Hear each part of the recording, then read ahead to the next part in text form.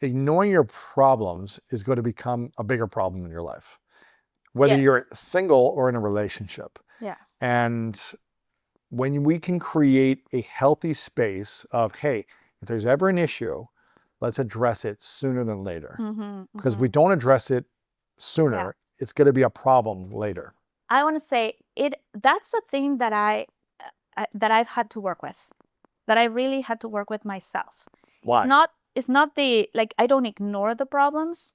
In my life in general, before I met you, but specifically because of the previous relationship, um, it was very hard for me to think about how to bring up a subject. Now, regardless, like, people in the past that I was with was diagnosed with narcissistic personality disorder. So it makes you, as in the other end of the receiving of that type of personality, it makes you very worried about how to bring up a subject, because you start walking on eggshells as a normal pattern in your life. Yes. So then what happens is, I remember even when we started dating, and we talk about it recently, for me to bring up something that I was feeling like, this, doesn't feel, whatever it was, the feeling, even if it was a tiny feeling, I would think so much about how to bring it up, how to mention it, because I wasn't sure how you were going to react, because I had come from a conditioned way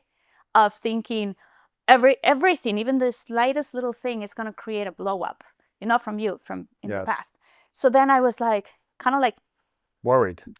very worried about anxious, worried about how to bring it up without making you upset, or, thinking that there was something wrong when maybe it wasn't even anything wrong. Yeah. So I used to do this thing before, that because I was conditioned that way, that instead of talking about what the problem was, I would walk around the bushes and come up with all these different examples of all these different people. Remember that? Yeah. How do we call it? The salt and pepper example? We were sitting at a restaurant one time and you were like, okay, I want to tell you a story. And imagine the salt is this thing and the pepper is this And thing. I am the pepper. And And this then is the the salt. salt And I was does like, this just thing. tell me what the issue is. I was like, you don't need to explain some elaborate story analogies. Yeah. Just, it's okay. Just tell me what's going on. Yes, yes. And some people, and again, we had to learn how to create an environment and a safety where, hey, if there's something on your mind, I want you to tell me. But Yes. just let's learn how to communicate these things. In the previous episode, we talked about conscious conflict resolution, Yeah. which is like when something in your mind, say, hey, listen, there's something on my mind that I really want to talk about. And it's something that's upsetting me, and it doesn't need to be a big deal. Maybe it is a big deal, but I want to talk about it openly and lovingly, and I want to be curious about it. Not coming from a place of, you did this, you're wrong. No. I can't believe you. No. And shame on you, because that's not going to create a healthy resolution. And also it's going to put the other person in defensive mode. It's not like, going to feel listen, good. you're calling me all these different things. I know I'm a nice person. Yeah, exactly. And so I was just like, all we need to do, just tell me what's going on. Yeah. Just say it. You don't have to tell a long, elaborate story and Yeah. analogies. Yes. Let's get to it. Yeah. And if we can agree on how to communicate issues or problems in a healthy way, where it's fair, we both can receive it, then it should be fine.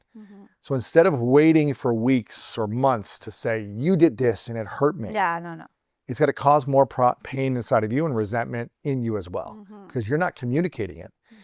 And instead of saying, you did this right away and making the other person wrong because of some problem or issue, just come to it and say, hey, something's on my heart and on my mind, and I want to talk about it. Yes. And I want to talk about it, and I want you to feel good and me to feel good throughout it and at the end. Are you open to that? Having this open conversation. It's not easy when you're stressed out and anxious about it, but I think if you set that from the beginning, it will make these problems be easier to manage, as opposed to sweeping it under the rug. I think there's an easy example that I can think of, and she does very well explaining in the book different examples that she has with patients and in therapy and all of that, like bringing it home. I'm just going to give an example. There was a time in which Grandpa was very, very ill at the hospital, right? And it was the first time he had ever been at the hospital. And for some reason, everybody flew in the city, because everybody thought, this is it, Grandpa's going to die. And I was stuck in Mexico shooting a movie. and I couldn't come here. So I was helping my mom in between takes, translate what the doctors were saying and all of that. And I was like, panic mode. And I told you, I'm struggling with this thing with grandpa, blah, blah, blah.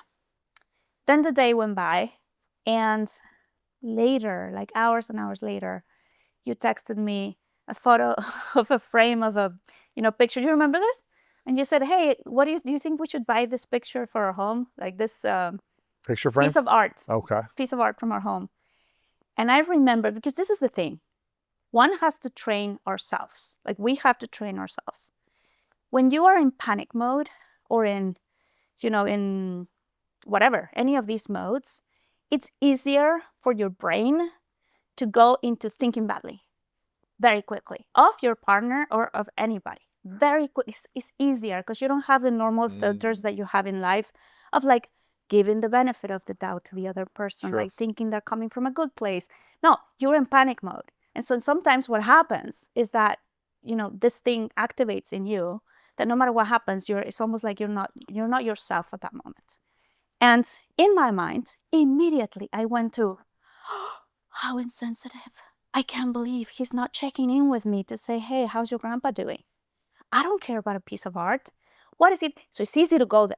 What is he thinking? I don't understand, blah, blah, blah, blah, blah. And I watched it. It's almost like, thank God, I had the ability at that moment to step out and watch these thoughts unfold inside of me. And the other side of me, that is the part of me that is conscious, was like, I know Louis. Reason number one, we've never been in this situation. He doesn't know how to deal with this, perhaps. Maybe he's sending me this to distract myself so I'm not overly stressed or thinking about this. Another option, he forgot. And that's okay, Like there's so many options, A, B, C, D, that you can think before thinking the worst case scenario of a person that loves you. Right? Yeah, and I think it's asking what you need. Saying, hey, here's what I would love. I'm going through this right now. I'd love for you. Or if you're not getting what you need, ask for it. Yes, and this is exactly what happened. So I remember I went through that, and I just said to myself, you know what? No, he was just either any of these option A, B, and C, and D before this last option, right? Because in general, in our relationship, I know you are thoughtful, you are caring, you are loving, you do all these things naturally. So why would I think, malevously, just today, he decided to hurt me the most by thinking in sending this message to me, so then I would feel hurt. That's not, what is that, right? Exactly. So, but I still had it inside of me, and I didn't know how to bring it up, right? Because it still kind of affected me. And so, and I remember we had a very beautiful conversation about it. It was really short, because that's the thing. It doesn't need to be too long. And it was like, love, this happened.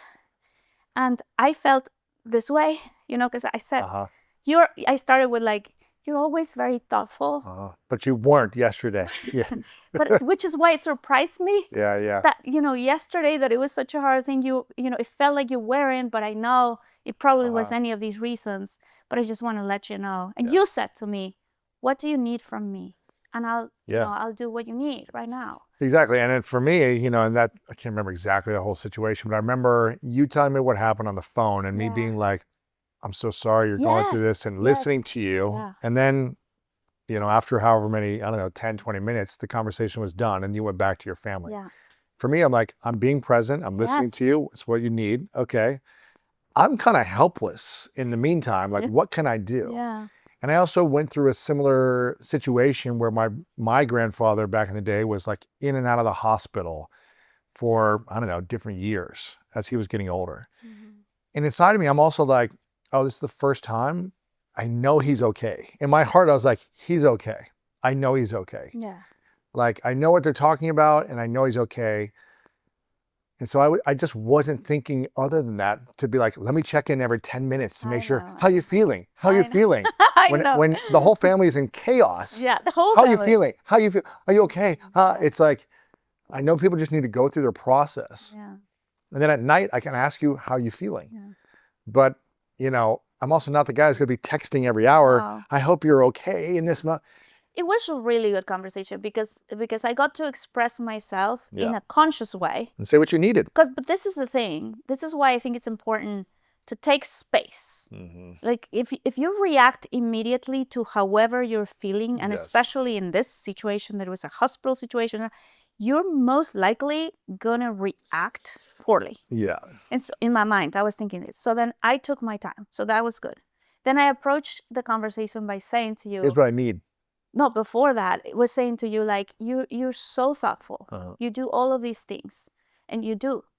And then I told you, hey, this But was... you didn't do this today. It was just... And it felt like, weird. Yeah. And then I told you how I felt. So it was not like, oh, you ignored me the whole day. I don't know. I'm just saying words. But instead of that, it was like, I felt alone. Could you please check in with me more? Yeah. And I was like, I'm sorry, I didn't mean to make you Exactly. feel alone. It's not my intention. It was not your I know it. And But we so tend to assume it's the other person's intention. Yeah. And when you that... communicate and say, tomorrow, can you check in with me a couple times throughout the day? Then I know what to do. Yes. What you need. Yes. But if you don't communicate it, you're just going to be frustrated. Then there's the other thing, very quickly, when it says they don't ignore their problems. Another thing that sometimes happens, and it doesn't happen with us, but I've heard it happening to other people, is when people have a problem and they sweep it under the rug and they never get to talk about it. They don't get to the root of it. They don't get to the root of it or to try to understand. Let's say they explode with each other, something happens, it becomes an argument. Nobody says, I'm sorry. And then they behave the next day or even like a few hours later, like it never happened. And they don't address to the root of it. They don't get to the root of it. Creates? I mean, for you, I mean, if you think about it. I feel frustrated, but like, why did we just argue and we just swept it on the rug and we never got to the result of it? We never got to like a solution. I'd feel a little anxious. I'd feel frustrated. I'd feel resentful, all these things. That's how I would feel. So I'd be like, I need to talk about this. And if you don't want to talk about it, then what are we doing?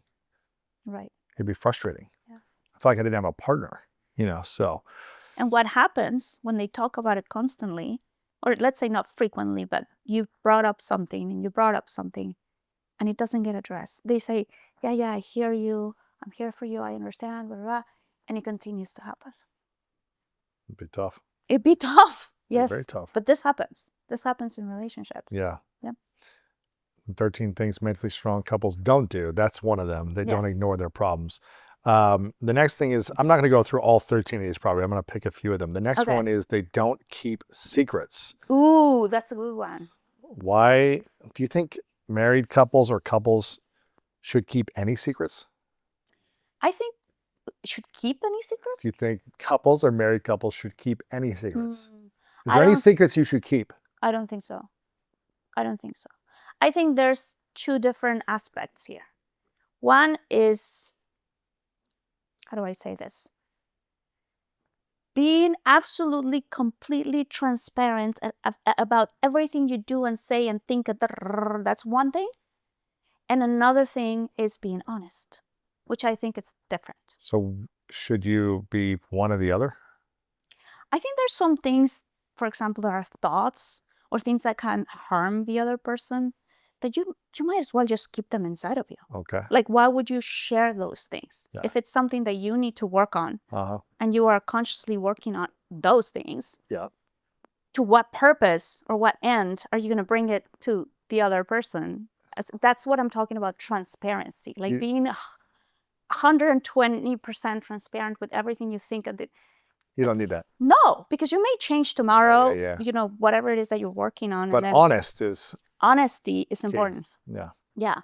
And then I think in general, like if I start thinking in the terms of like, ooh, I should keep this a secret from Louis, that tells me this is something that I'm like, there's a line here that is that could be getting into like the dangers. Why would I keep that from you? Right.